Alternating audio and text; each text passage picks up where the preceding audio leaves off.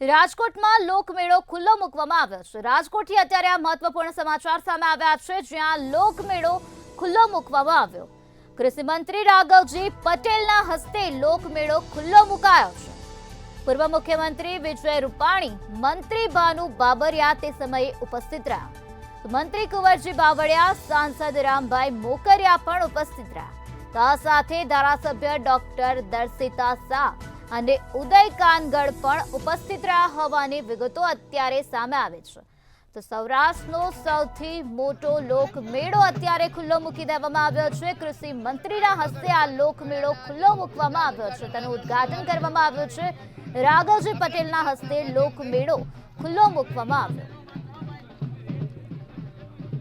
લોકમેળો જ્યારે ખુલ્લો મૂકવામાં આવ્યો તે સમય દરમિયાન પૂર્વ મુખ્યમંત્રી પણ ઉપસ્થિત હતા, વિજય રૂપાણી ઉપસ્થિત હતા તેવી વિગતો સામે આવી છે। અને આ સાથે જ મંત્રી ભાનુ બાબરિયા, મંત્રી કુંવરજી બાવળિયા, સાંસદ રામભાઈ મોકરિયા પણ ઉપસ્થિત હતા।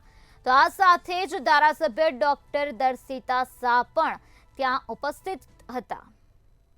સૌથી મોટો લોકમેળો દર વર્ષની જેમ રાજકોટમાં આજથી ખુલ્લો મૂકવામાં આવ્યો છે।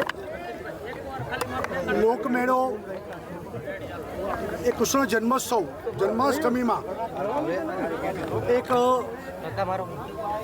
સાંસ્કૃતિક એકતા માટે અને ગરીબ મધ્યમ વર્ગના લોકો માટે લોકમેળો ખૂબ જરૂરી હોય છે। સૌરાષ્ટ્રની ભાતીગળ સંસ્કૃતિ અને એમાં પણ લોકમેળાનું ખૂબ મહત્વ છે, કે જેમાં દરેક વર્ણના લોકો, દરેક જ્ઞાતિના લોકો, દરેક ધર્મના લોકો સાથે મળીને ઉજવણી કરીને સાંસ્કૃતિક એકતા આમાંથી ઊભી થતી હોય છે।